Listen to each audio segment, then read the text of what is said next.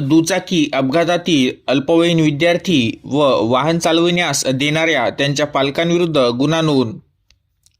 दिनांक 16 फेब्रुवारी 2026 रोजी रात्री 8 ते 8:15 वाजताच्या दरम्यान पोलीस स्टेशन पुसद शहर हद्दीतील श्रीरामपूर रोडवर सुयोग बँकेसमोर दोन दुचाकी वाहने समोरासमोर धडकून दोन्ही दुचाकी वाहनाचा अपघात झाला होता.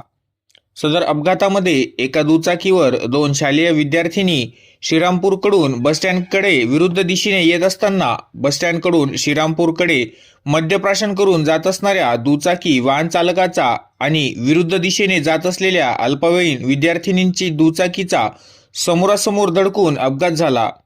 सदर अपघातामध्ये दोन्ही दुचाकी चालक किरकोळ स्वरूपाचे जखमी झाले. सदर अपघाताची दखल वेळीच पोलीस विभागाने घेऊन दोन्ही दुचाकी चालकाविरुद्ध पोलीस स्टेशन पुसद शहर येथे 16 फेब्रुवारी 2026 रोजी गुन्हे नोंद करण्यात आले आहे.